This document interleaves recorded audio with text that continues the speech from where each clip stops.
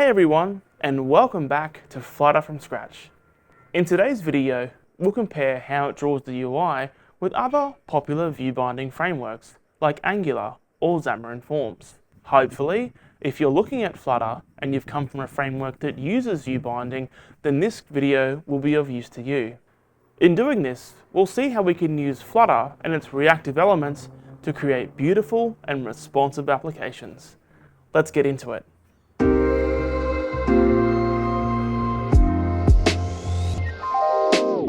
So, as I said, we'll be looking at how we can comprehend Flutter's reactive nature to build our apps.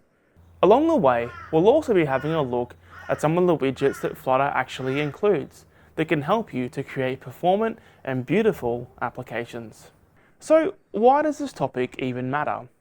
Well, frameworks like Angular or Xamarin Forms, amongst their counterparts, typically bind their views, or what the users see, to a component or a view model. When a property on that component or view model updates, the user sees this change in the view or on their display. With Flutter though, it's actually completely different. We don't actually bind anything to view models or components or use any kind of change detection, but instead we have widgets that get drawn to the screen, like buttons, text boxes, and the rest of them. And these all get drawn to the screen as the result of a build function being called on that widget. In fact, the function that does this on the widget is just called build. The result of this build process is that our app's UI gets drawn to the screen. It might sound like a simple point, but it's a really substantial difference, and it's one of the things that I actually got stuck on for a long time when I came to Flutter from Xamarin Forms. I literally didn't even know how to update the UI in my Flutter app for way too long, so hopefully this video can help you avoid some of that. To demonstrate this difference, let's imagine for a minute that we've had Frank himself request an app where users can log in and double tap on pictures of dogs to like them. This app would be called Rate My Pup. So, thinking for a minute about how an app like this would normally work, we would normally start with a loading screen as we wait for all our images to be streamed in from a remote web endpoint. After that operation had completed, we would then show pictures of these dogs to the user, who could then double tap on these dogs to like them or to favorite them. In our case though, if Frank was using it, he'd probably double tap on all the dogs because, let's face it, they're all good dogs, right? In a framework that uses view binding, a rough code sample would maybe look a little bit like this. We'd have a class for the dog object that would store data related to the dog. Then we'd have our view model or component for the home page for the app. And it would maybe look a little bit like this. This is obviously just sample code to demonstrate a point. We would set up our list of dogs, and we'd also have a boolean to indicate whether the dog list had finished loading or not. In our constructor or our initialization function, we would call our service that's responsible for loading the pictures of dogs, and then we'd assign the result. We'd also set our hasLoaded boolean to true. When a user double taps on a dog to like it, our favorite dog function would run to toggle the favorite status of the dog in question. So with view binding, typically we would declare everything that we want to render into the screen and then toggle whether to show it or hide it by using a property that toggles the visibility of the control in question. So in this case, our uploads, and because hasLoaded is false, we get our loading screen. But when the pictures of dogs hasLoaded, the property just changes to true.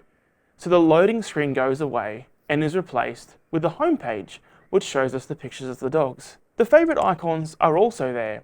They're just hidden or shown depending on the state of the isFavorite boolean for each individual dog. That's really a simplification of what you would see in a view binding framework.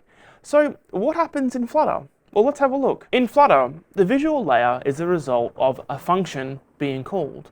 The start of it looks a little bit like this. If you're coming from Xamarin Forms, Angular, or another view binding framework, this might make very little sense to you. You might even look at this and think to yourself, it looks ridiculous, or it looks like spaghetti code. If that's how you feel, don't feel too bad, because that's how I felt about a year and a half before I got started with Flutter as well. What we'll do is we'll have a really slow, step-by-step look at how this works and how it all goes together. It might be a little bit slow, but then again, this is Flutter from scratch, and we're here to learn from pretty much nothing. So here we have our stateful widget, and it has two main components. The first one, as we can see here, is our dogs page that extends from or inherits from the stateful widget class. We're basically saying to Flutter, okay, I would like to create a brand new widget, and this widget will have some kind of state. Because we're telling Flutter that our widget has state, we now need to tell Flutter how it can create the state of that widget. And this is what we do on line 5. We create the state of the widget. So what does that look like? Well, it looks like this. And if it's the first time that you've seen any Flutter UI code, it might look a little bit complex, a little bit like spaghetti code, or even unmaintainable. And if that's how you feel, then as I said, that's okay. I promise you though, that eventually it does make sense, and eventually it comes across as a very expressive, very natural way of designing the UI for your applications. Okay, so let's just dive in and have a look. On line 2, we create the service that we use to get our pictures of dogs. Normally, we'd resolve this through something like dependency injection or something like that. But just for the sake of a simple example, let's just create a new instance of this object for now. On line 4, we create our list to store the GUIDs, or globally unique identifiers, for the dogs that we have in our favorite list. If a GUID of a dog is in the list, then it's been favorited, and if not, then it hasn't been favorited. We'll use this list to track whether to show or hide the love hearts above the pictures of dogs. In the assignment, this is how we create an empty list with a type of list and then just the open and close square bracket. By now, you may have noticed the repeated use of the word final a couple of times.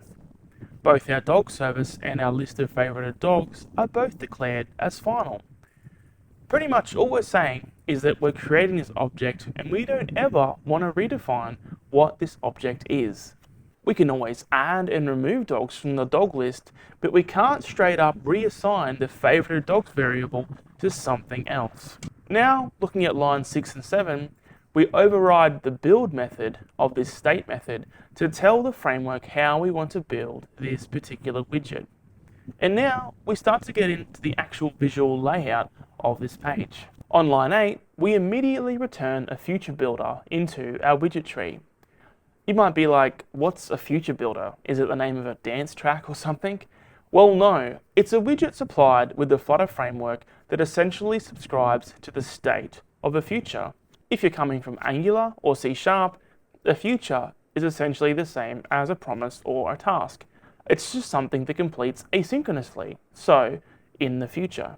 We need to tell Flutter what to do while we're waiting for that future to complete. Now looking at line 9, we specify the future that we're waiting on. It's the function that downloads the dogs from the remote API via our dog downloader service. On line 10, we now have our builder, which is a function and gives us the parameters of context and snapshot. We can probably ignore the context for now because we're interested in whether or not the future has any data in it or not. And this is where the reactive UI programming aspects of Flutter start to show, because we're reacting to state changes. Now looking at line 11, we check if the snapshot of this feature has any data in it or not yet. Because the future can run and then complete, this particular bit of code will run when the future is still in progress, and then it run again when it has completed. So the future doesn't have any data at this point in time. So we just show the loading text. But what do we do if the future has data? Well, that's what we cater for on line 13. Looking at line 13, if the latest snapshot of that future does have data, then we want to transform that list of data into widgets for Flutter's UI tree. On line 14, we're returning a GridView, which is another Flutter supplied widget to lay our widgets out in neat little squares in a grid. It also has the handy functionality of if the grid is bigger than our viewpoint, it also lets us scroll up and down the grid to see what other results there are. On line 15, we're specifying the cross-axis count.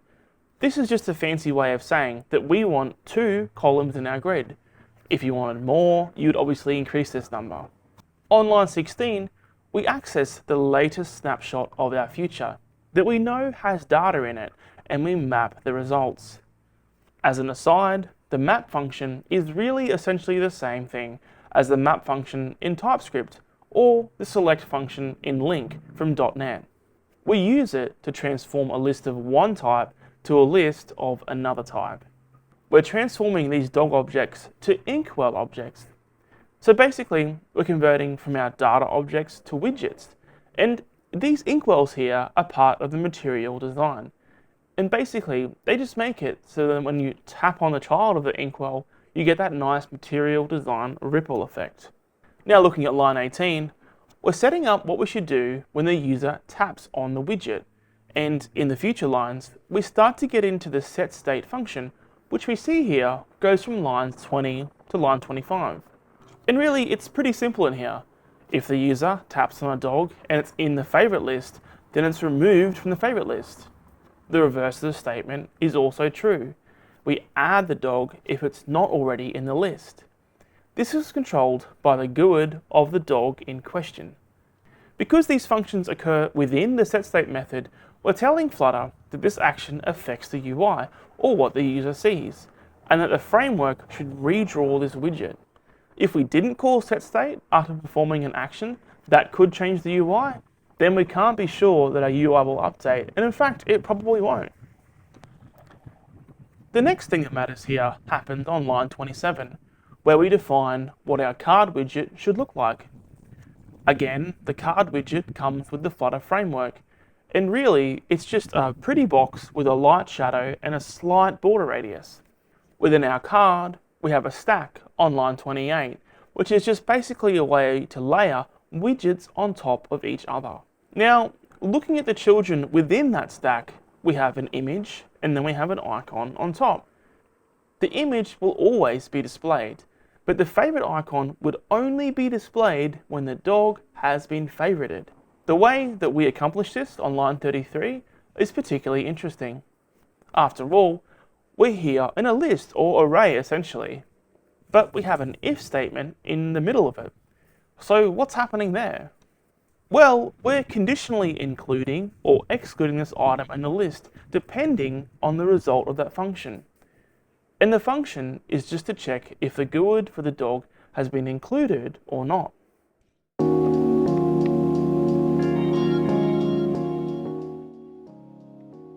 So what did we learn from today's video? Well, hopefully, if you've come from a framework like Angular or Xamarin Forms, you learnt about some of the key differences between how a view binding framework works and how Flutter works, and the differences that can mean to you when you're creating the UI for your application. We also learnt that whenever we want to update what the user sees on the screen, we have to call setState. If we don't call setState, then we won't tell the Flutter framework to redraw that widget, which will mean the user won't see the change on their device. And we also learned that widgets don't have a visible property. If something isn't supposed to be shown, then you simply leave it out of the widget render tree. That might sound pretty technical, but as we saw with that if statement in the middle of that list, it's actually pretty simple to do in Flutter, and something that we can make good use of. After what you've just seen, you may think to yourself, wouldn't it get complicated having to remember every single time to call setState whenever we want to update the UI for the user? And if you're thinking that, then that makes a lot of sense. But fortunately, that's why Flutter has so many great state management libraries that we can use to control the state of our app. When we get the state of our app under control, it reduces the need on us as developers to remember to call that setState method. And that's something that we'll look at in our next video. If you have any feedback on the video or any comments in general, feel free to leave a comment on the comments section below. If you would benefit from a video on a specific Flutter topic, don't hesitate to leave a comment below and I'll see if I can make a video about that specific topic as well. But for now, thanks so much for watching and I look forward to seeing you next time on Flutter from Scratch.